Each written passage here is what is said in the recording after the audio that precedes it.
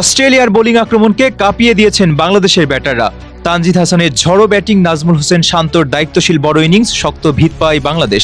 তবে দিনের সবচেয়ে বড় নায়ক ছিলেন মোসাদ্দেক হোসেন। দলে ফিরেই ইনিংস খেলে অস্ট্রেলিয়ান বোলারদের উপর আধিপত্য বিস্তার করেন।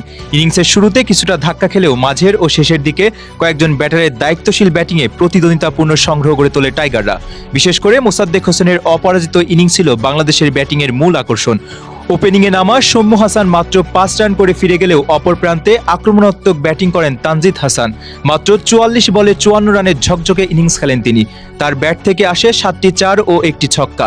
শুরু থেকেই ইতিবাচক ব্যাটিং করে অস্ট্রেলিয়ার বোলারদের চাপে রাখেন এই বাঁহাতি ব্যাটার। এরপর দলের হাল ধরে নাজমুল হোসেন শান্ত। ধৈর্য ও পরিপক্কতার পরিচয় দিয়ে ৮৬ বলে ৬৭ রানের গুরুত্বপূর্ণ ইনিংস খেলেন তিনি। ইনিংস জুড়ে ছিল ৯টি ৪ ও ১টি ছক্কা। শান্ত ও তানজিদের জুটিতে বাংলাদেশের ইনিংসে শক্ত ভিত পায়। তবে সেট হয়ে যাওয়ার পর দুজনই বড় সেঞ্চুরির সুযোগ কাজে লাগাতে পারেননি। উইকেটরক্ষক ব্যাটার লিটন দাস এদিন বড় কিছু করতে পারেননি।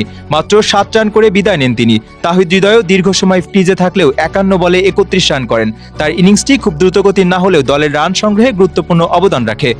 তবে ম্যাচের সবচেয়ে বড় আকর্ষণ ছিলেন মোসাদ্দেক হোসেন। দীর্ঘদিন পর সুযোগ পেয়ে তিনি দুর্দান্ত ব্যাটিং উপহার দেন। ৭০ বলে অপরাজিত ৮৬ রান করেন এই ডানহাতি ব্যাটার। তার ইনিংসে ছিল ৭টি ৪ ও ৩টি ছক্কা। শুরুতেই ধীরস্থির ব্যাটিং করলেও শেষ দিকে আক্রমণাত্মক রূপ ধারণ করে অস্ট্রেলিয়ার বোলিং আক্রমণকে কার্যত তুলোধুনো করে দেন তিনি। মাঠের চারদিকে শট খেলে নিজের অভিজ্ঞতার প্রমাণ দেন মোসাদ্দেক।